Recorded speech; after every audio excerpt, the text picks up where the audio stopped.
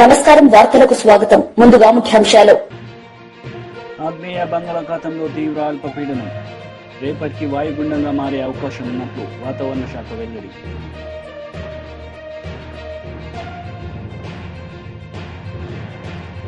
కలెక్టర్ల కాన్ఫరెన్స్ లో పాల్గొన్న సీఎం చంద్రబాబు నాయుడు. ఈ సందర్భంగా అధికారులతో ముచ్చటించిన సీఎం.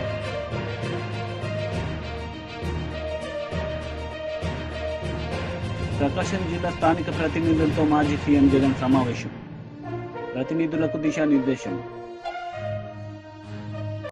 కలెక్టర్ల కాన్ఫరెన్స్ లో సీఎం చంద్రబాబు నాయుడు పాల్గొన్నారు. ఈ సందర్భంగా ఆయన మాట్లాడారు. సముద్రంలో పోయే నీళ్ళన్నీ కూడా రాయలసీమలో ఉండే అన్ని ప్రాజెక్ట్స్ డెవలప్ చేయగలిగాం. సో ఎనీ డౌట్స్ ఉంటే చెప్పండి, or otherwise will disperse for. Sir, Krishna right bank కరకట్టకి ఫ్లడ్ డ్యామేజెస్ లో బాగా డ్యామేజ్ అయింది సార్. దాన్ని రిస్టోరేషన్ వర్క్ చేయకపోతే నెక్స్ట్ రైనింగ్ సీజన్ లో మళ్ళీ భయపడాల్సి వస్తుంది. అది కూడా అది వర్కౌట్ చేయండి. దాన్ని దేంట్లో చేయగలుగుతాము, will take it up. Purushottapatnam project land acquisition చేసి ఆల్మోస్ట్ 6 years అయింది సార్. ఆ రైతులకి ఇప్పటి వరకు పేమెంట్ అవ్వలేదు సార్. ఎవ్రీ మండే పీజీఆర్ఎస్ కి రెగ్యులర్ గా వాళ్ళు వస్తున్నారు సార్. వాట్ ఈస్ ది ఎంత, how many acres are pending there? Purushottapatnam 128 crores. ఈ మొత్తం లాస్ట్ టైం తమరు చెప్పినట్టు అబౌట్ 996 crores పోలవరం పేమెంట్స్ ఉన్నాయి సార్. దాంట్లో అబౌట్ 500 crores చిల్లర్ విల్ బి ల్యాండ్ ఎక్విజిషన్. అది కాదు, ఇది ఓన్లీ పురుషోత్తపట్నం. అంటే 128 crores. పురుషోత్తపట్నం మనం పెట్టింది సెపరేట్ అది పురుషోత్తపట్నం లిఫ్ట్ ఇది సార్. అలానే ఇప్పుడు చూపించిన ప్రయారిటీ ప్రాజెక్ట్ లో చింతలపూడి ఒకటి ఉంది సార్. అది దాంట్లో కూడా 86 acres ల్యాండ్ ఎక్విజిషన్ అయింది సార్. అవార్డ్ కూడా పాస్ అయింది. Payments are due sir. అది కూడా కొంచెం ప్రాబ్లం ఉందమ్మా. దాంట్లో ఎంతవరకు చేయగలుగుతామో అవి చూసి, ఎందుకంటే ఎన్విరాన్మెంటల్ ప్రాబ్లం కూడా ఉంది దాంట్లో. అది కూడా ఒకసారి తీసుకోండి. మనం అనుకున్న స్కీమ్లో ఏ విధంగా కంప్లీట్ చేయగలుగుతాం వర్కౌట్ చేద్దాం. సార్, మనకి ట్రెడిషనల్ లష్కర్ సిస్టమ్ కంప్లీట్ గా లష్కర్లు లేరు సార్ ఇప్పుడు.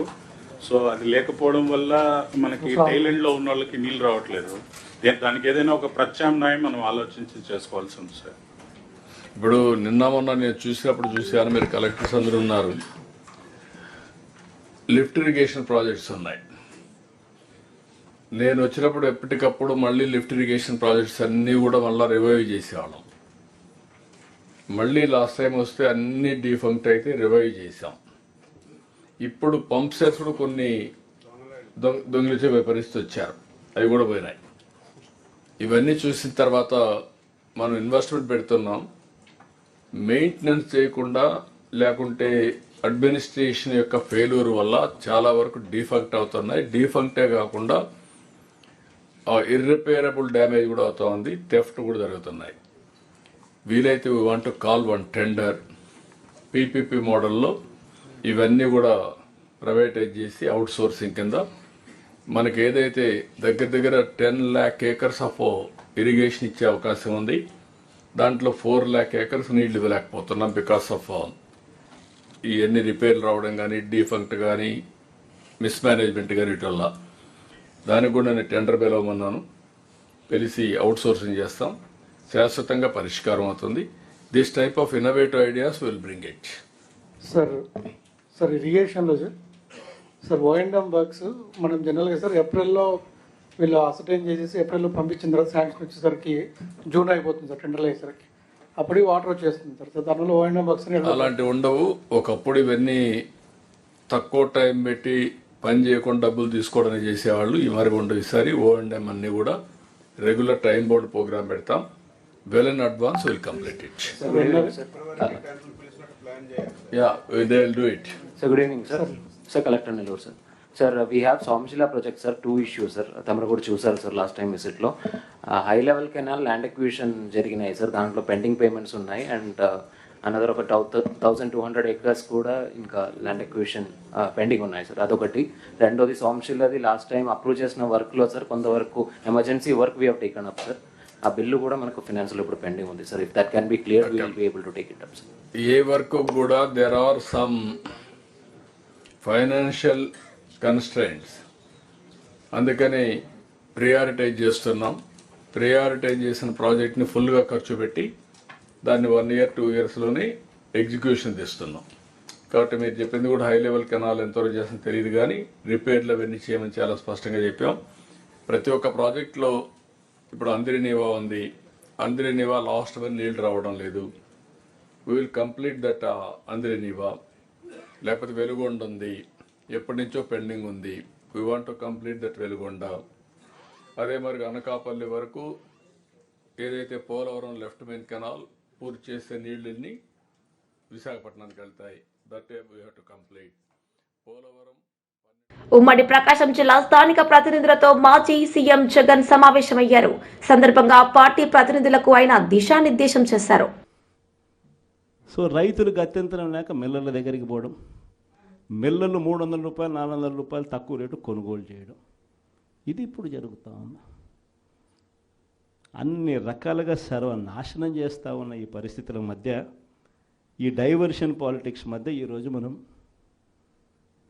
పార్టీ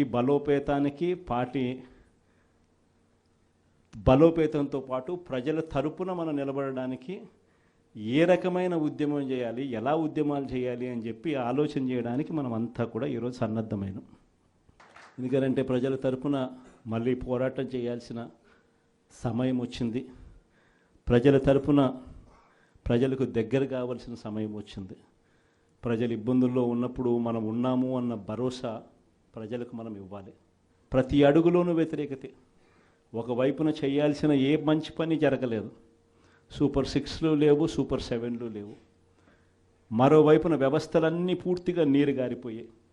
విద్యారంగం కానీ, వైద్య రంగం కానీ, వ్యవసాయ రంగం కానీ, డోర్ డెలివరీ కానీ, గవర్నెన్స్ కానీ. మరోవైపున చూస్తే బాధుడే బాధుడు. కరెంటు బిల్లులు ఈరోజు ముట్టుకుంటే ఈ నెల స్టార్ట్ అయింది.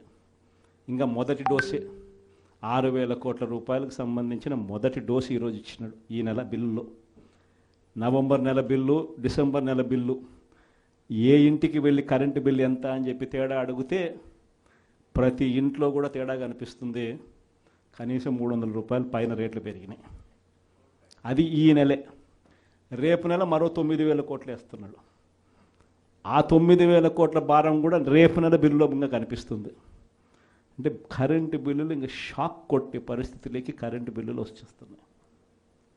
ఒకవైపున బాధుడే బాధుడు. రోడ్ల మీద ట్యాక్స్ అంట. ఆశ్చర్య కలిగించే విషయం ఏంటంటే, రోడ్లు బాగు చేయడం కోసం రోడ్ల మీద ట్యాక్సులు వేసే కార్యక్రమం నేషనల్ హైవేస్ మీద మనం అంతో ఎంతో చూసినాం, కానీ గ్రామీణ రోడ్ల మీద కూడా రోడ్లు బాగు చేయడం కోసం రోడ్ల మీద ట్యాక్సులు వేసే బాధుడే బాధుడు కార్యక్రమానికి చంద్రబాబు నాయుడు గారు శ్రీకారం చుడతా ఉన్నారు.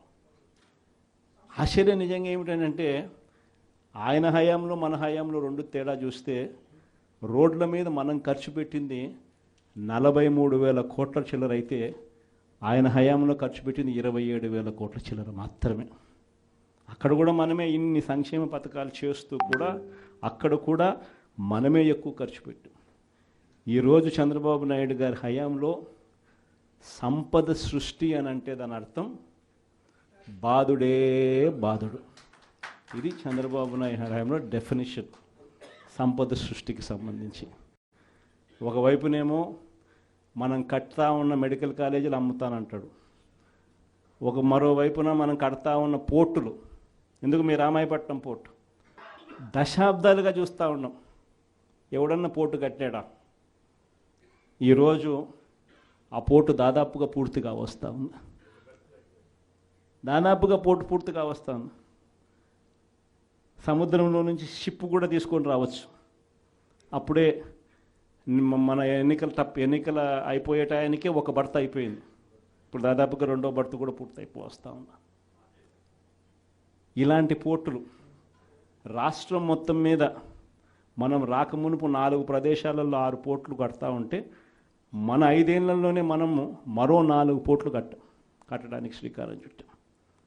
అవన్నీ ఇప్పుడు అమ్ముతాడట చెనిక్కాయలకు, బెల్లాలకి. ఈ పోర్టులు కూడా అంతే, ఈ మెడికల్ కాలేజీలు కూడా అంతే. ఇది సంపద సృష్టి అని అంటారు. ఇవన్నీ పోర్ట్లు ఉంటే ఈ పోర్ట్ల వల్ల ఉద్యోగాలు వస్తాయి, ఈ పోర్ట్ల వల్ల రాష్ట్ర ప్రభుత్వానికి అదనపు ఆదాయాలు పెరుగుతాయి. దీన్ని సంపద సృష్టి అంటారు. ఇదే పోర్టు ఈరోజు కట్టడానికి 4,000 కోట్లు అవుతుందని అనుకుంటే ఇదే పోర్టు ఇంకొక 10 ఏళ్లలో ఇదే పోర్టు కట్టడానికి 4,000 కాదు, కావాల్సింది 10,000 కోట్లు కావాల్సి వస్తుంది. అందుకే దీనిని సంపద సృష్టి అని అంటారు. పద్ధతి ప్రకారం అమ్మే కార్యక్రమాలు పెట్టినాడు తన దగ్గర వాళ్ళకి అందరికీ కూడా. ఇవన్నీ కూడా జరుగుతూ ఉన్నాయి. కాబట్టి మేము మనందరినీ కూడా నేను కోరేది ఏంటంటే అందరూ ఇక పోరు బాట పట్టాల్సిందే. మనం నేను వెలుగొండ ప్రాజెక్ట్ పూర్తి అయిపోయింది. 2 టన్నెళ్లలో నేను ప్రయాణం చేసి ఈ పక్క నుంచి ఆ పక్కకు 2 టన్నెళ్ళు పూర్తి అయిపోయినట్టుగా జాతికి కూడా అంకితం కూడా చేశాం. 2 టన్నెళ్ళు పూర్తి అయిపోయినాయి. Nallamala reservoir, Nallamala Sagar project reservoir కూడా అయిపోయింది. 1,00,000 ఎకరాలకు నీళ్లు అందించగలిగిన మెయిన్ కెనాల్స్ కూడా అయిపోయింది. కేవలం మిగిలిపోయింది ఏమిటనంటే R&R కింద డబ్బులు ఇవ్వడం. ఆ R&R కింద ఆ రిజర్వాయర్కి సంబంధించి 1,200 కోట్ల రూపాయలు డబ్బు ఇస్తే ఆగ్నేయ బంగాళాఖాతంలో తీవ్ర అల్పపీడనం ఏర్పడింది. రేపటికి వాయుగుండంగా మారే అవకాశం ఉన్నట్లు వాతావరణ శాఖ తెలిపింది. శ్రీలంక, తమిళనాడు తీరాల వైపు పయనం, రాయలసీమ, దక్షిణ కోస్తాకు భారీ వర్ష సూచన ఉన్నట్లు సమాచారం. ప్రతి కుటుంబంలోనూ గొడవలు ఉంటాయని, వీటిని సంచలనం చేయవద్దని మంచు విష్ణు విజ్ఞప్తి చేశారు. తన తల్లిదండ్రులు 2 ఆసుపత్రిలో ఉన్నారని ఆవేదన వ్యక్తం చేశారు. తమ కుటుంబంలో ఇలాంటి పరిస్థితి వస్తుందని ఎప్పుడూ ఊహించలేదని చెప్పారు. మీడియాపై జరిగిన ఘటన దురదృష్టకరమని మంచు విష్ణు వ్యాఖ్యానించారు.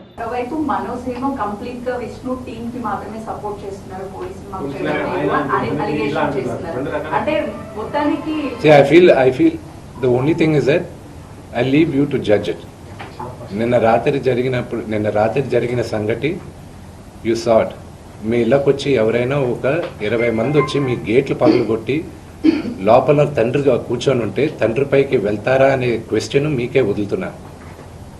నేను చావనైనా చేస్తాను కానీ అలాంటి పని చేయండి. మా నాన్న నోరు మూసుకో అంటే షడప్. కంపల్సరీ నేను చెప్పాను కదండి, కమిషనర్ గారికి నేను రెస్పెక్ట్ ఇస్తాను. I give respect to the chair and I'll go. నాన్నగారికి ఇప్పుడు న్యూస్ బులెటిన్ ఇప్పుడే వచ్చింది కదా, medical bulletin. So once the CT scan is over and everything is over, నా పరిస్థితి ఇట్స్ యూనో కదిపితే ఏడ్చేటట్టున్నా. My mother is not feeling well at one side. అంటే మనోజ్ గారు ఆయన భార్య వచ్చిన తర్వాత మారిపోయాడు, వాళ్ళిద్దరు కలిసి ఇది అంతా చేస్తున్నారు అనేసి చెప్పారు. నాన్నగారు భార్య మాట విని మనోజ్ తాగేసి అలా చేస్తున్నాడు అని. I will not answer that question. విద్యా సంస్థల ఇష్యూ పెద్దదవడం వల్లే ఇదంతా జరుగుతుంది అని చెప్పేసి బయట అక్రమాలు జరుగుతున్నాయి అక్కడ స్టేట్మెంట్ ఇచ్చాడు కదా. సో అదేనా కారణం ఈ ఇష్యూస్ అంతటికి? అక్రమాలను బయట పెడితే ఇక దాడి చేస్తారా అంటున్నారు. దాని మీద ఏమని? They can do it. Today Telugu రాష్ట్రాల్లో Mohan Babu university is one of the most prestigious university. భారతదేశంలో ఐఐటీస్ని ఛాలెంజ్ చేసాం మనం మోహన్ బాబు యూనివర్సిటీ. 2 రాష్ట్రాల్లోనూ మోహన్ బాబు యూనివర్సిటీ లాస్ట్ 3 yearsగా హైయెస్ట్ పే ప్యాకేజ్ ఒక స్టూడెంట్కి 75 లక్షలు 60 లక్షలు. ఒక మామూలు ఫార్మర్ డాటర్ కూలి పని చేసుకునే ఒక ఫ్యామిలీ నుంచి వచ్చి 45 లక్షల రూపాయలు జీతం సంవత్సరానికి అనేది ఆ ఘనత మోహన్ బాబు యూనివర్సిటీకి ఉంది. అండ్ త్వరలో అనౌన్స్ చేస్తాం. భారతదేశం ఎన్నో సంవత్సరాల నుంచి ఫారిన్ యూనివర్సిటీస్ ఇండియాకి తీసుకురావాలని ప్రయత్నిస్తుంది. ఇండియాలోనే first university Mohan Babu university అవుతుంది. పెన్ స్టేట్ యూనివర్సిటీతో ఇండియాకి తీసుకురావడం. And they are rank number 50 in the world. So ఆ ఘనత మోహన్ బాబు యూనివర్సిటీకి ఉంది. And of course we are govern by laws, everything. It's an open book, you know they can come అక్కడ. And another one great thing is that ఒక student female male రేషియోలో ఎప్పుడు female ratio 30 to 35% ఉంటుంది. Organisation కానీ ఎడ్యుకేషన్ ఇన్స్టిట్యూషన్స్ కానీ ఎక్కడైనా మోహన్ బాబు యూనివర్సిటీలో 53% women ఉన్నారు, గర్ల్ చైల్డ్. దానికి ఒకే ఒక reason, because chancellor Mohan Babu గారిని నమ్మి, ఆయన క్రమశిక్షణని నమ్మి. మా నాన్న మనసును మార్చేసి ఆయన దృష్టిలో నన్ను శత్రువుగా చిత్రీకరించి నాపై దాడులు చేస్తారని మంచు మనోజ్ చెప్పారు. సిబి కార్యాలయానికి వెళ్లే ముందు మీడియాతో మాట్లాడిన మంచు మనోజ్ కంటతడి పెడుతూ భావోద్వేగానికి గురయ్యాడు. ఆస్తుల కోసం మా అన్నతో గొడవ పడ్డానన్నది వాస్తవమని మనోజ్ వెల్లడించారు. ఆస్తుల కోసం మా అన్నతో గొడవ పడ్డానన్నది అవాస్తవమని మనోజ్ వెల్లడించారు. నేను ఎవరిపైన దాడి చేయలేదని, ఏదైనా ఉంటే సీసీ కెమెరాలు బయట పెట్టాలన్నారు. నేను ఆస్తి కోసమో డబ్బు కోసమో ఈ పోరాటం చేయట్లేదు. ఎందుకంటే ఇది పోరాటం కూడా కాదు, ఇది ఆత్మగౌరవానికి సంబంధించింది, నా భార్య పిల్లల సేఫ్టీకి సంబంధించింది. ఇది నాతో ఒక మగాడిగా నాతో డైరెక్ట్గా వచ్చి నాతో ఏం చేసినా పర్వాలేదు. నా భార్య పేరు ఇంక్లూడ్ చేయడం, నన్ను తొక్కేదానికి, నా 7 నెలల పాపని ఇంక్లూడ్ చేయడం, నా బిడ్డల ఇంట్లో ఉండగానే అలా బిహేవ్ చేయడం కరెక్ట్ కాదు. ఈరోజు పోలీస్ దగ్గరికి నేను వెళ్ళి ప్రొటెక్షన్ అడిగాను. నేను మొన్న వచ్చి అడిగినప్పుడు మీకు అన్ని ఎవిడెన్స్లు ఇస్తాను, ఎస్ఐ గారు ఇక్కడి నుంచి వచ్చి నేను ఇస్తాను సార్ ప్రొటెక్షన్ చూపించాను, బౌన్సర్లు అందరూ అక్కడికి దాక్కున్నారని చూపించాను. అది కొంచెం చూసి ఓకే సార్ మీరు ధైర్యంగా ఉండండి, మేము ఎక్కడికి వెళ్ళట్లేదని చెప్పి మాట్లాడి పారిపోయారు.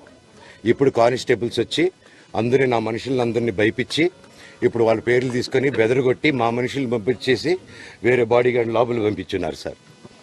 ఏం జరిగిందండి అసలు? గొడవలు జరగదు కాదు సార్. ఫస్ట్ డిపార్ట్మెంట్ ఎందుకు వన్ సైడ్ తీసుకుంటున్నారు? కంప్లైంట్ తీసుకున్న తర్వాత వాళ్ళకి ఏ అధికారం ఉంది? నా ప్రొటెక్ట్ చేసే మనుషులు పంపించేదానికి అధికారం ఏముంది? ప్రపంచంలో నా అందరినీ కలుస్తాను సార్, బయలుదేరుతాను. సీసీటీవీ కెమెరాలు తెప్పిండి సార్. నేను కిరణ్ని, విజయ్ని ఇమ్మీడియట్గా తీసుకొని యాక్షన్ తీసుకోండి, వాళ్ళే దొంగతనం చేశారని చెప్పాను. ఆ కిరణ్ నిన్న మా ఇంట్లో మొన్న చెప్తే నేను చూసుకుంటా అన్నారు. నిన్న మా ఇంట్లోనే తిరిగాడు. మా ఇంట్లోనే తిరిగి మా నానీస్ని బెదిరించి ఒక అమ్మాయి పారిపోయేలాగా చేశారు నిన్న. నాకు మా నాన్న దేవుడండి. ఈరోజైతే ఏదైతే చూస్తున్నారో మా నాన్నని, ఇది మా నాన్న కాదండి. నేను అబద్ధాలు ఆడేవాడిని కాదు. విజయ్ అనే వ్యక్తి నిన్న అంత చెప్పిన తర్వాత కూడా మా ఇంట్లోనే నన్ను కొట్టేటప్పుడు అతను కారు నింది వెనకాల నుంచి అలా వెళ్ళిపోయారు అందరు ఉండగానే. అన్ని కంప్లైంట్లు పెట్టిన తర్వాత కూడా మా ఇంట్లో ఎందుకున్నాడు ఆ దొంగ? మా నాన్న మీ షోల్డర్ మీద గన్ను పెట్టి కాలుస్తున్నారండి, క్లియర్గా కాలుస్తున్నారు. ఆయన నేను పనులు చేసుకుంటూ అన్ని రకరకాలుగా ఉన్నప్పుడు ఆయన బ్రెయిన్ వాష్ చేసుకొని నా వ్యక్తిగత జీవితంలో బయట పెట్టి నన్ను, నా వ్యక్తిగత జీవితం తప్ప అది కూడా నేనేం తప్పు చేయలేదండి. నేను ప్రేమించిన అమ్మాయిని పెళ్లి చేసుకున్నాను, అమ్మాయి కోసం పోరాడాను. దాంట్లో తప్పేంటంటే నాకు అర్థం కావట్లేదు. ఎక్కడ సైన్ పెట్టమంటే పెట్టాను, రమ్మంటే వచ్చాను, పొమ్మంటే పోయాను. ఎన్ని సినిమాలు చేయమంటే అన్ని సినిమాలు చేశాను. అన్న కంపెనీల్లో పనిచేశాను, సాంగులు చేశాను, వాళ్ళకి రికార్డింగ్లు చేశాను, ఫైట్ డైరెక్షన్లు చేశాను. ఎంతో గొడ్డులాగా కష్టపడాను, మనసు పూర్తిగా సంతోషంగా చేశాను. నాకు ₹1 అడిగింది లేదు, ఆశించలేదు. నేను దానికోసం నాకు కావాలి, నేను పనిచేసిన దానికి కూడా నేను అడగట్లేదు. క్యారెక్టర్ అసాసినేషను నేను చేయని దానికి చేశారని, నా భార్య వచ్చిన తర్వాత నేను చెడ్డడినయ్యానని. అదే వాళ్ళ తల్లిదండ్రులు ఉండుంటే గమ్మునుంటారా అండి? ఈరోజు నేను గమ్మునుంటే ఎలా అండి? తనకి తల్లి అయినా తండ్రి అయినా అన్నీ నేనే అండి. ఈరోజు తను వాళ్ళ ఇంట్లో ఆధారపడదు, నేను మా ఇంట్లో ఆధారపడను. నేను నా సినిమాలు చేసుకుంటున్నాను. తను సొంతంగా ఒక టాయ్ కంపెనీ పెట్టుకుంది. లాక్డౌన్లో నా అహం బ్రహ్మాస్మి సినిమా మా ప్రేమ కోసం ఆపేసినప్పుడు నిర్దాక్షిణంగా నేను చెన్నైకి షిఫ్ట్ అయిపోయి ఈ ఊర్లో వద్దని నేను డ్రాయింగ్లు చేసి కథలు రాసుకొని నా ఫ్రెండ్స్ దగ్గర కొంచెం అప్పులు చేసుకొని మేమే పెట్టుబడులు పెట్టుకుంటూ ఈరోజు మనీని నిలదొక్కున్నామండి. నేను, నా భార్య, తను, నేను, ఇంకొక 3-4 కలిసి దీన్ని ఇంత దూరం తీసుకొచ్చామండి. ఇన్నాళ్ళు గమ్మునున్నాను. ఓకే, ఈరోజు మీకు సాయంత్రం వచ్చిన ప్రూఫ్స్ అన్నీ వదులుతాను. మా నాన్న మీద గన్ను పెట్టి కాల్చే వినయ్కి, మా అన్నకి సాయంత్రం ప్రతిదీ చెప్తాను. వినయ్ అని మా అన్న, విష్ణు అని. మధ్యాహ్నానికి బానిసే ఎవరిని కొట్టాను సార్? నా పిల్లల్ని కొట్టానా, నా భార్యను కొట్టానా, మా అమ్మని కొట్టానా, మా నాన్నని కొట్టానా? ఇవన్నీ నీ మధ్యాహ్నం బ్యాలెన్సే అందరినీ కొడుతున్నాను, పనులు కొడుతుంటే సీసీటీవీలు తెప్పిండి సార్. అది దొంగతనం చేసింది నేను కాదు సార్, అది తెప్పిండి సార్ అంతా. మాజీ మంత్రి హరీష్ రావు మీడియా సమావేశం నిర్వహించారు. సందర్భంగా పలు అంశాలపై ఆయన మాట్లాడారు.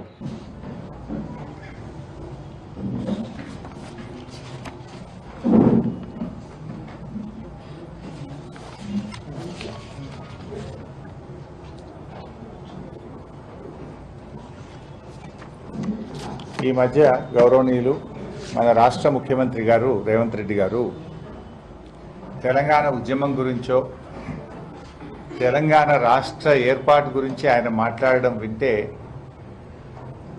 100 ఎలుకలు తిన్న పిల్లి తీర్థయాత్రకు పోయిందట. అంటే దయ్యాలు వేదాలు వల్లించినట్టుగా రేవంత్ రెడ్డి గారి యొక్క వ్యాఖ్యలు, ఆయన యొక్క చర్యలు ఉన్నాయి. డిస్టర్బ్ చేయకుండా బిడ్డ, ఎందుకు రాబోయే ఒక 5 నిమిషాలు డిస్టర్బ్ చేయాలి, బతిలాట కూడా చేస్తారు ఇంద్ర బిడ్డ. సో రేవంత్ రెడ్డి గారి వ్యాఖ్యలు దయ్యాలు వేదాలు వల్లించినట్టున్నాయి. సరే, రేవంత్ రెడ్డి గారు చరిత్రలో ఎప్పుడన్నా ఒకనాడు జై తెలంగాణ అన్నది లేదు, ఒకనాడు అమరవీరుల స్తూపం దగ్గర 2 పూలు పెట్టింది లేదు, ఉద్యమంలో ఒకనాడు రాజీనామా చేసిన పాపాన పోలేదు. ఏ ఒక్క రోజు కూడా ఆయన ఉద్యమంలో పాల్గొన్నటువంటి వ్యక్తి కాదు. ఇవాళ ఆయన మాట్లాడే వ్యాఖ్యలు, అంటే డిసెంబర్ 9వ తేదీ తెలంగాణ ప్రకటన వచ్చిందంటే అది కేసీఆర్ గారి ఆమరణ దీక్ష ఫలితం, తెలంగాణ ప్రజల పోరాట ఫలితం. డిసెంబర్ 9, 2009 తెలంగాణ రాష్ట్ర ఏర్పాటు ప్రకటన. కానీ ఇవాళ ఎవరో దయాదాక్షిణ్యాల మీద తెలంగాణ వచ్చింది అని రేవంత్ రెడ్డి గారు మాట్లాడడం అంటే ఇది తెలంగాణ ఉద్యమకారులను అవమానించడం, తెలంగాణ అమరులను కూడా, త్యాగాలను కూడా అవమానించడమే అవుతుంది. తెలంగాణ చరిత్ర అంతా కూడా చూస్తే కాంగ్రెస్ పార్టీదంతా కూడా ద్రోహ చరిత్ర. తెలంగాణకు నంబర్ 1 విలనే కాంగ్రెస్ పార్టీ. అడుగడుగునా తెలంగాణ ప్రజల ఆకాంక్షను కాలరాసిన పార్టీ కాంగ్రెస్ పార్టీ. ఉద్యమాలను అణచివేసిన పార్టీ కాంగ్రెస్ పార్టీ. ఎంతో మంది ప్రాణాలను బలిగొన్న పార్టీ కాంగ్రెస్ పార్టీ. అసలు మొట్టమొదలు ఆంధ్రప్రదేశ్తో కలవము, మా రాష్ట్రం మాకే ఉండాలంటే కూడా ఆనాడు ఆంధ్ర నాయకుల లాబీయింగ్కు తల ఒగ్గి ఉన్న తెలంగాణను ఆంధ్రాలో కలిపిందే కాంగ్రెస్ పార్టీ. 60 ఏళ్లు తెలంగాణ ప్రజలు అనుభవించిన గోస, కష్టం, జరిగిన అన్యాయానికి బాధ్యత కాంగ్రెస్ పార్టీది. ఫజల్ అలీ కమిషన్ సిఫార్సులను తుంగలో దొక్కింది నెహ్రూ గారి రాజ్యం అయితే 69 ఉద్యమాన్ని ఇనుపకాలతో తొక్కింది ఇందిరమ్మ రాజ్యం. అసెంబ్లీ ముందు అమరవీరుల స్తూపం ఏదైతే ఉందో ఆ స్తూపమే కాంగ్రెస్ జరిపిన దమనకాండకు. వార్తలు ముగించే ముందు ముఖ్యాంశాలు మరోసారి. ఆగ్నేయ బంగాళాఖాతంలో తీవ్ర అల్పపీడనం, రేపటికి వాయుగుండంగా మారే అవకాశం ఉన్నట్లు వాతావరణ శాఖ వెల్లడి.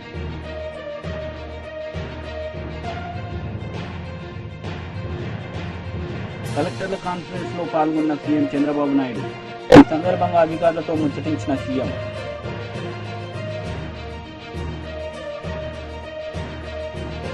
ప్రకాశం జిల్లా స్థానిక ప్రతినిధులతో మాజీ సీఎం జగన్ సమావేశం. ప్రతినిధులకు దిశానిర్దేశం. ఈ వార్తలు ఇంతటితో సమాప్తం. తిరిగి ప్రసారమయ్యే వార్తల్లో మళ్ళీ కలుద్దాం. అంతవరకు సెలవు. నమస్తే.